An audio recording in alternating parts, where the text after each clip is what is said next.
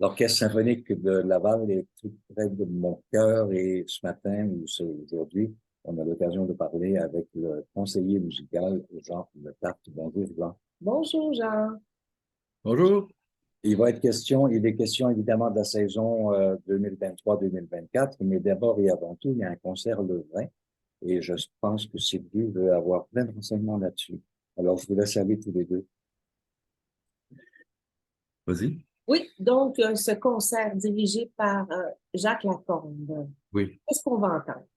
On va entendre, on va entendre deux œuvres majeures.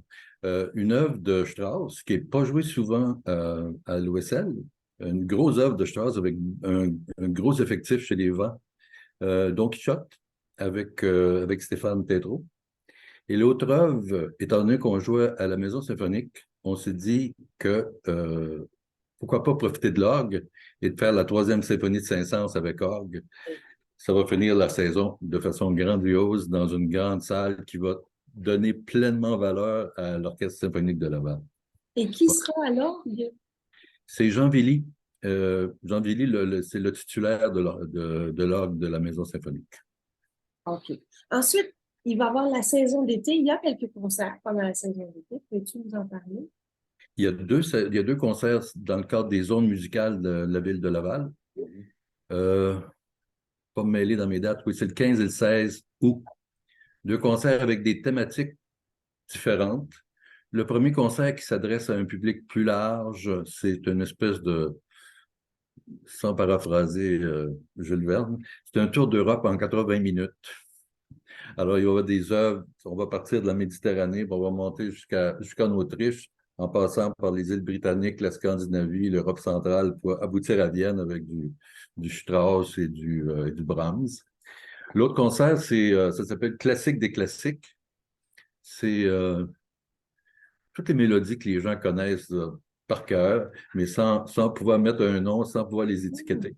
On va jouer ça, puis étant donné que John Williams est devenu un classique lui aussi, toutes ces pièces-là sont entrecoupées d'œuvres de musique de film de John Williams. Ça se passe le 15 et le 16 août prochain au parc, comment il s'appelle, Landry? Le parc, c'est? Oh, Bernard Landry. Bernard Landry, voilà, Bernard Landry. Et ces concerts seront dirigés par qui?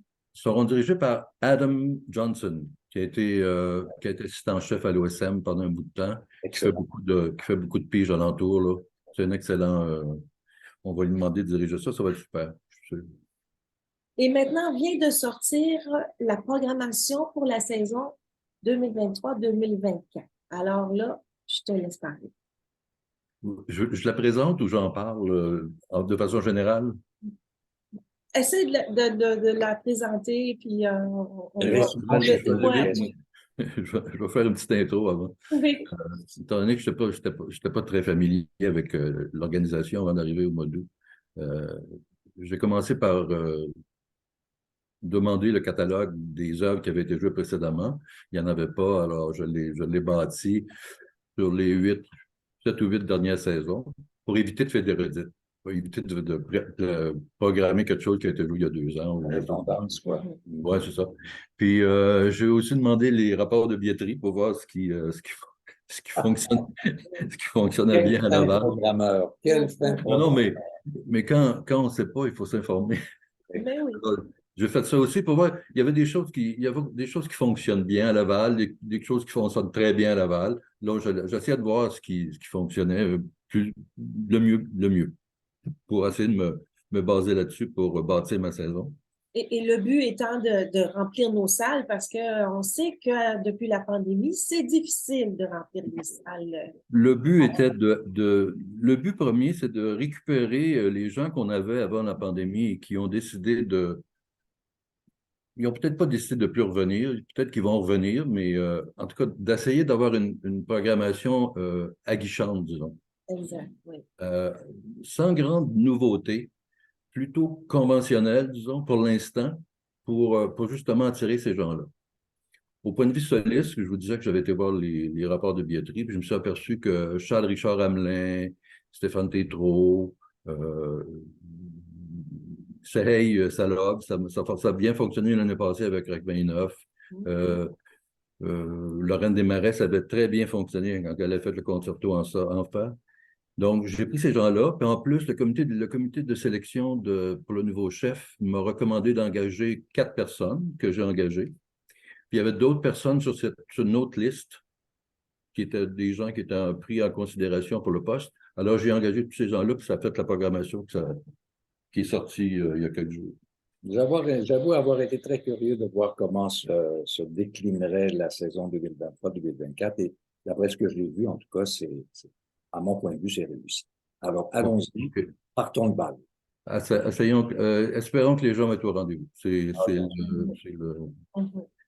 Donc, le premier et le dernier concert voulait mettre l'accent sur l'orchestre. Étant donné qu'on n'a pas de chef, on voulait mettre l'accent sur les musiciens de l'orchestre.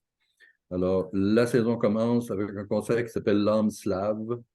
On commence sur des chapeaux de roue avec l'ouverture Ruslan et Ludmilla. Ça va partir en trombe et c'est le début de la saison. Après ça, on enchaîne avec le premier de Tchaïkovski pour piano avec Salov.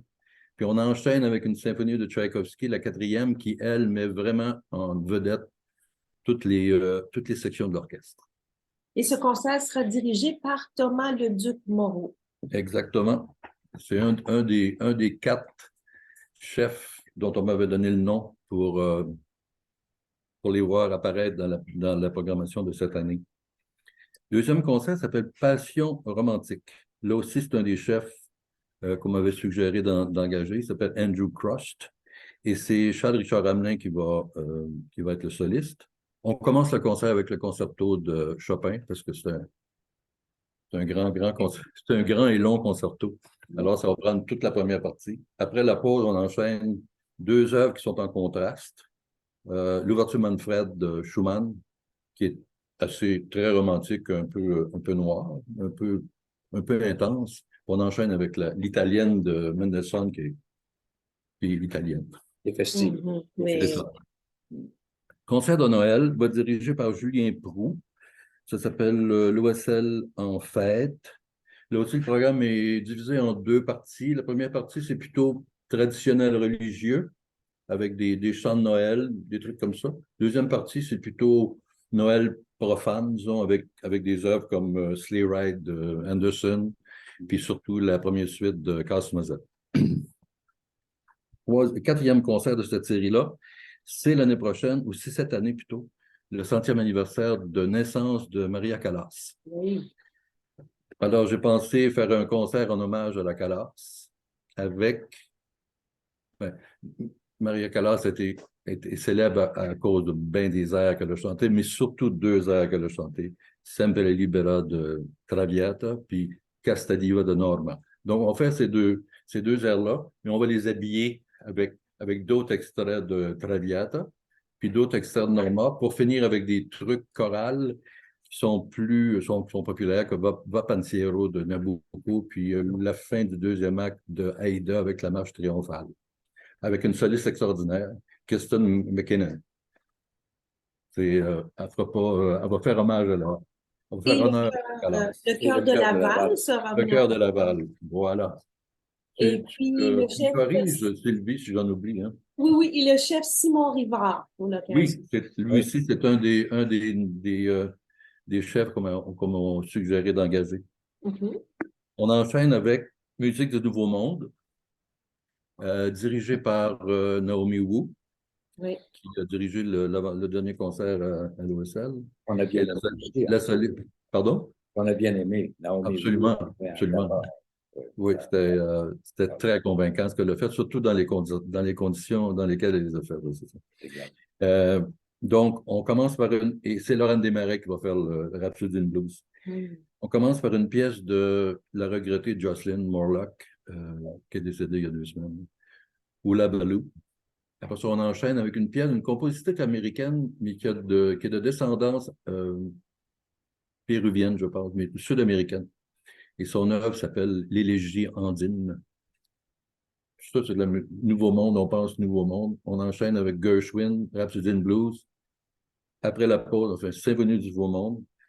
Bon, Symphonie du Nouveau Monde qui n'est pas écrite par un Américain, mais qui reflète un peu ce que lui a ressenti quand il était directeur du Conservatoire de New York. On parle de Dvorak. Dernier concert de la saison, l'Orchestre Virtuose, c'est Jacques qui dirige, c'est Stéphane qui est soliste. Ce concert-là met vraiment l'emphase sur chacune des sections de l'orchestre. Première œuvre, c'est la fanfare qui précède la pairie, il n'y a que des cuivres. Après ça, on enchaîne avec Tombeau de Couperin. Tout le monde est là, mais c'est surtout les bois qui ont la belle part. Après ça, on fait le concerto en la mineur de Saint-Saëns avec Stéphane. Après la pause, on fait 2 aquarelles de Delius ou Delius, le plus francophile des compositeurs anglais, et seulement pour cordes. Et on enchaîne avec les variations Enigma de Elgar. Tout le monde est en vedette. À remarquer, sauf Saint-Saëns, tous ces compositeurs-là sont de la même génération. Il y a aussi les événements, il y a le bébé musique qu'on fait depuis plusieurs années. C'est une tradition. Oui, il faut que tu nous en dises quelques mots, Jean. Oui, c'est une espèce de façon de, de donner un break au moment. Non. Un peu. Okay. C'est de familiariser de façon très inconsciente, je l'avoue, familiariser des bébés avec l'environnement sonore d'un orchestre symphonique. Mais c'est très populaire, donc je crois que ça, j'ose espérer, je pense que ça répond à un besoin. On a créé le besoin. On a créé le besoin. Et puis, il y aura la classique hivernale qui est un petit peu changée cette année. Oui, la toute première, c'était un festival Beethoven. Mm-hmm. Après ça, il y a eu la pandémie. Après ça, il y a eu une espèce de récupération du principe le printemps passé avec la fin de semaine Rachmaninoff, avec les concertos pour piano et les variations de Paganini. On a pensé que plutôt que d'offrir un même produit, je vais parler business, le même produit à une même clientèle, puis les forcer de choisir un parmi 3, on a essayé plutôt de personnaliser un peu plus chacun des programmes qui pourraient éventuellement s'adresser à la même personne, mais qui visent peut-être une clientèle particulière pour chacun des événements. Le premier, c'est vraiment un concert populaire. On met en parallèle, ça s'appelle Légendes nordiques et interstellaires. On met en parallèle des extraits de l'anneau de Nibelung de Wagner avec Le Seigneur des Anneaux. Donc, les gens vont venir pour ça, mais ils vont entendre du Wagner aussi.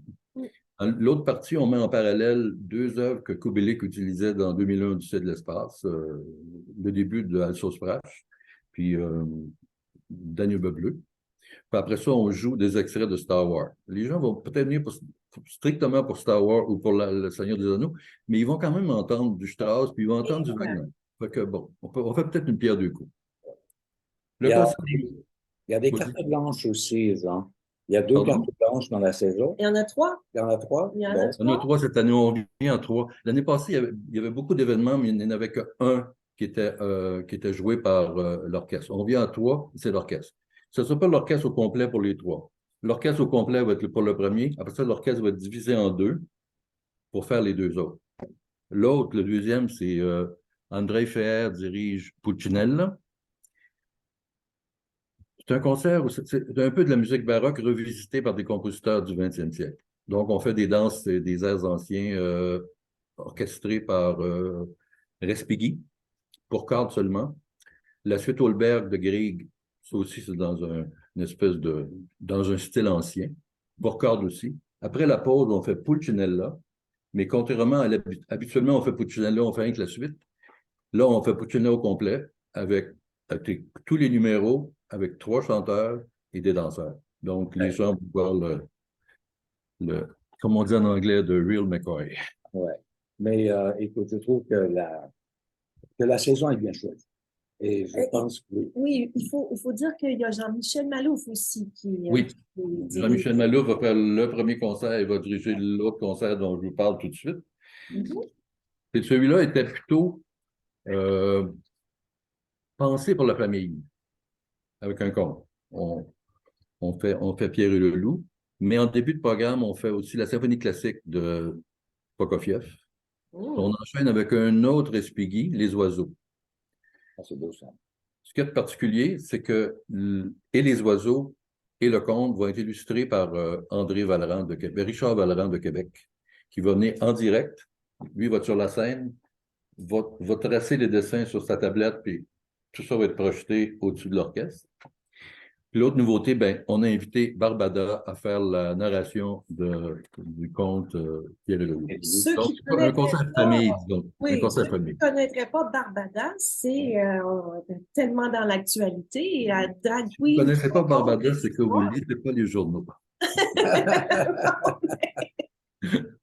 Donc, ces 3 cartes blanches, il y en aura une à Jean-Philippe Tanguay, deuxième Oui, et puis Polo de l'Orchestre symphonique de Laval. Une autre à Madeleine Doyon-Robitaille, qui est premier trombone, trombone et Marie-Josée Arpin, qui est et violon solo associé. violon associé depuis plusieurs Donc, années. chacun des concerts est un des concerts, c'est des cordes avec une flûte. L'autre concert, c'est des vents, avec le concert avec Jean-Philippe. L'autre concert, c'est un quatuor de trombone. Puis l'autre concert, c'est le chœur de Laval qui va faire des trucs, peut-être pas nécessairement a cappella, mais en partie a cappella. Mhm, mhm. Jean, j'aimerais profiter de l'occasion pour souligner l'excellent travail de la co-direction générale. Je pense que à la fois Simon Ouellet et Catherine Deschênes font un excellent travail. Ils Et sont attelés à l'ouvrage sérieusement. absolument. Et on se rend compte que l'orchestre de Laval, euh, c'est l'orchestre de Laval. Je veux dire, c'est de la qualité, puis en même temps, là, avec ta présence-là, il y a des innovations qui sont vraiment très, très intéressantes. Puis moi, je voudrais te remercier pour ton implication parce que c'est pas facile de pas avoir de directeur artistique pendant 2 ans. On cherche Oui, toujours un directeur artistique. oui, oui. Et puis, heureusement, tu es arrivé à la rescousse pour aider le côté artistique.